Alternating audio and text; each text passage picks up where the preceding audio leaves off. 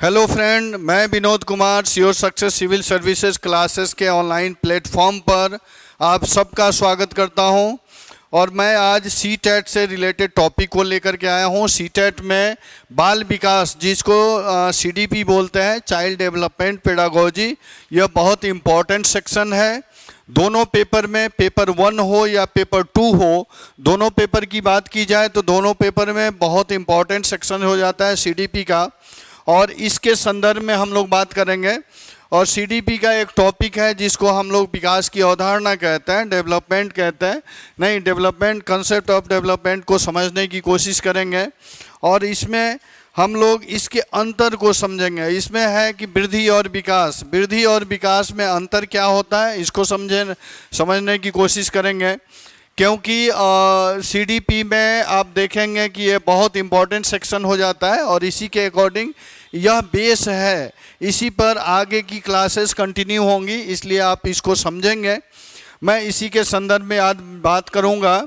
और ये देखेंगे कि विकास और वृद्धि, वृद्धि और विकास में क्या अंतर है, वृद्धि और विकास के अंतर को समझने की कोशिश करेंगे कि दोनों में अंतर क्या है। यहाँ देखें आप, यहाँ कहा जा रहा है कि वृद्धि से आशय है मात्रात्मक और परिमाणात्मक परिवर्तन।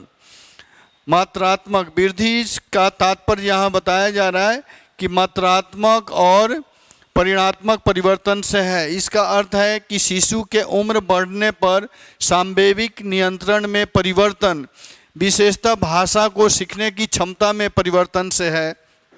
जैसे बच्चा बड़ा होता है तो उसका सांवेगिक नियंत्रण में परिवर्तन और उसके लैंग्वेज में डेवलपमेंट कैसे होता है, कैसे भाषा का विकास होता है, उसके क्षमता में परिवर्तन होता है, उससे संबंधित है।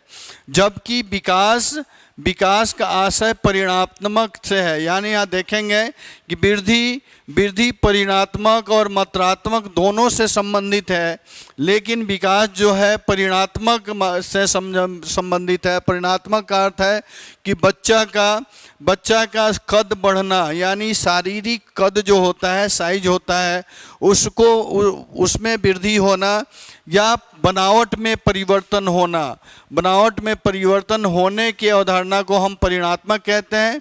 और वृद्धि जो है ये गुणात्मक और परिमाणात्मक दोनों है। मात्रात्मक का तात्पर्य है गुणात्मक और परिमाणात्मक परिवर्तन से है, जबकि विकास तात्पर्य यह परिमाणात्मक से है।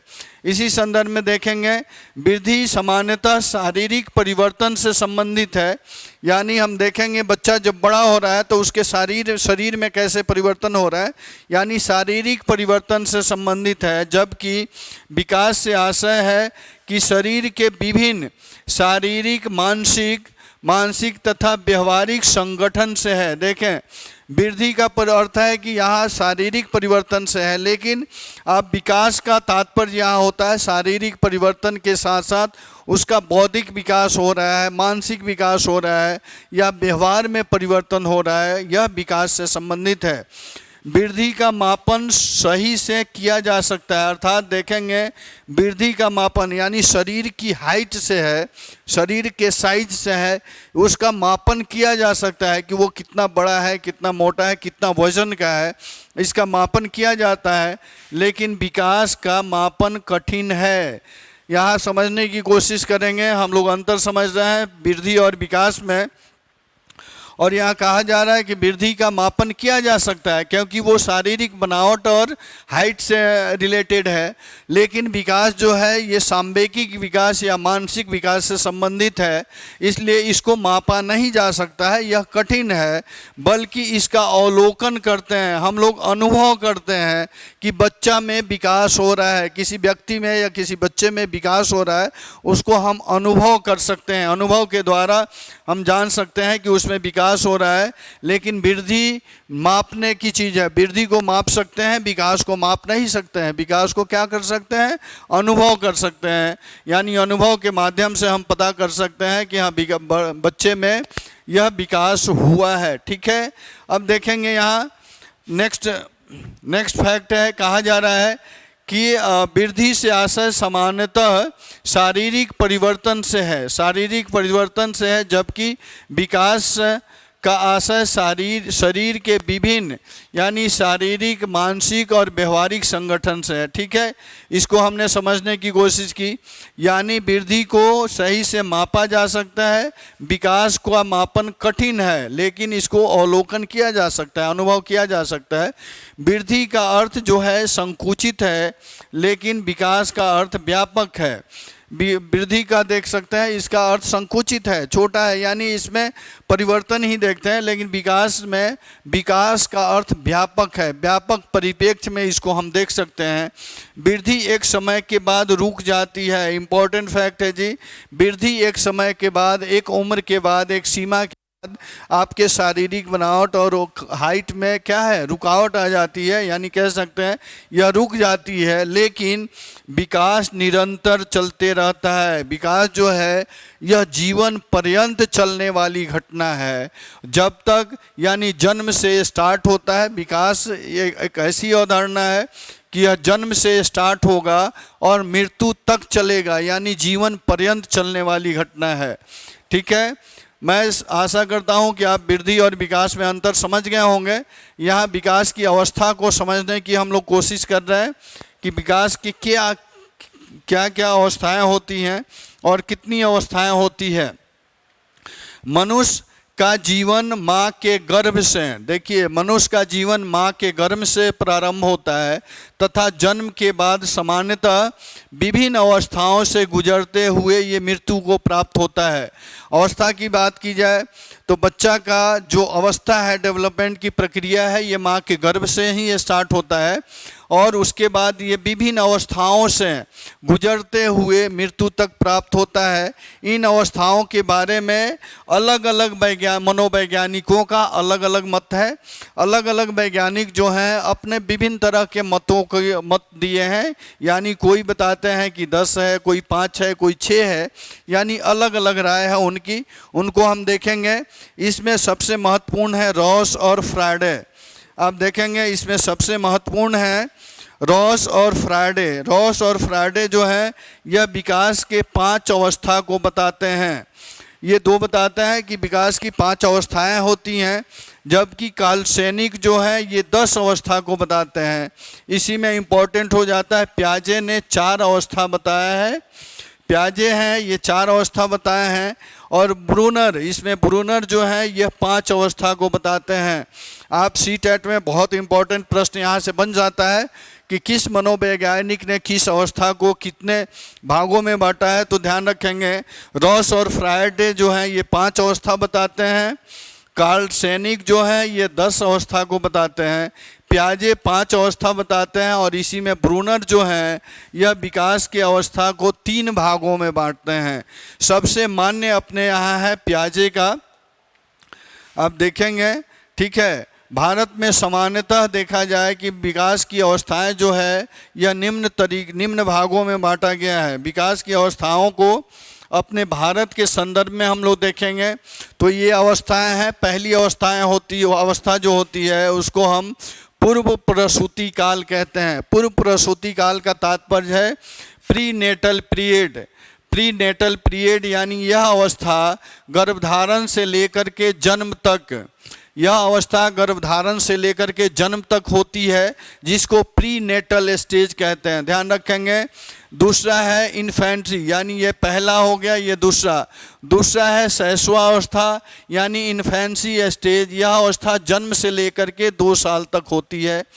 ध्यान रखेंगे, शैशवावस्था जन्म से लेकर के 2 साल तक की होती है। नेक्स्ट है तीसरा देखेंगे जिसको हम कहते हैं बाल्यावस्था। बाल्यावस्था को सामान्यतः 2 भागों में बांटा जाता है। पहला है प्रारंभिक बाल्यावस्था जिसका समय 2 साल से 6 साल तक होता है। उसके बाद इसका उत्तर बाल्यावस्था यानी यह 6 से 12 साल का होता है। ध्यान रखेंगे। तीसरा है बाल्यावस्था। बाल्यावस्था को हम लोग 2 भागों में बांटते हैं। पहला है प्रारंभिक बाल्यावस्था, उसका समय है 2 साल से 6 साल। उसी में दूसरा है उत्तर बाल्यावस्था यानी लेटर चाइल्डहुड, इसको 6 साल से 12 साल में बांटते हैं।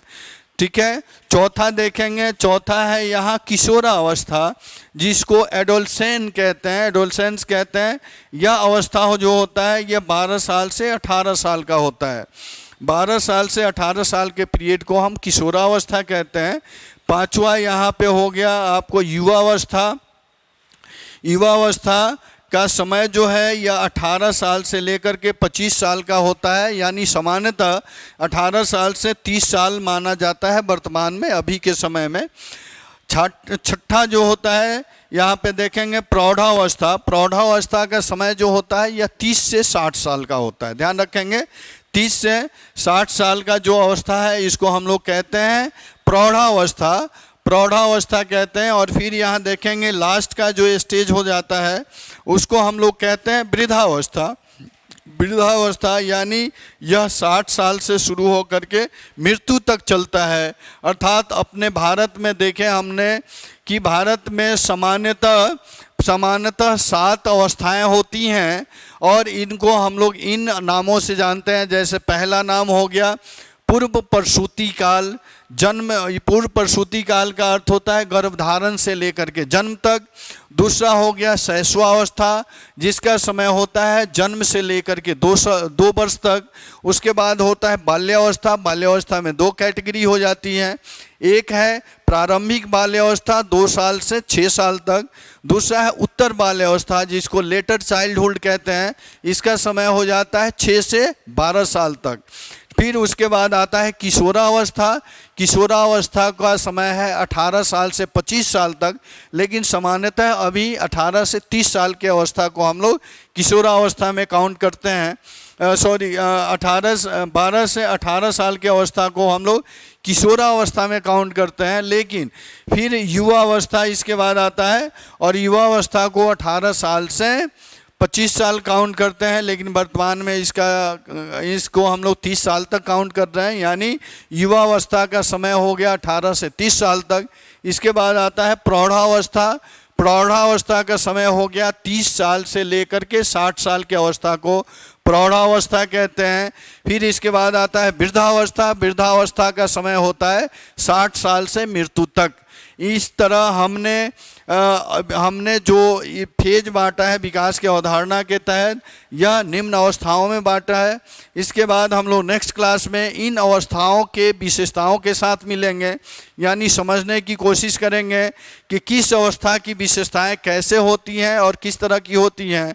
क्योंकि एक टीचर के लिए सबसे इम्पोर्टेंट है कि इन अवस्थाओं को बच्चों को समझने के लिए उनके अवस्था के विशेषता को समझें, ताकि जब तक आप विशेषता को नहीं समझेंगे तो आप अच्छे टीचर नहीं बन सकते हैं और टीचिंग नहीं कर सकते हैं। इसलिए सबसे इम्पोर्टेंट है कि इन अवस्थाओं के साथ साथ विशेषता को भी समझा जाए और विशेषता को टीचिंग से कंपेयर किया जाए, उससे कनेक्ट किया जाए, ताकि आपका शिक्षण कार्य जो है यह सही ढंग से चल सके।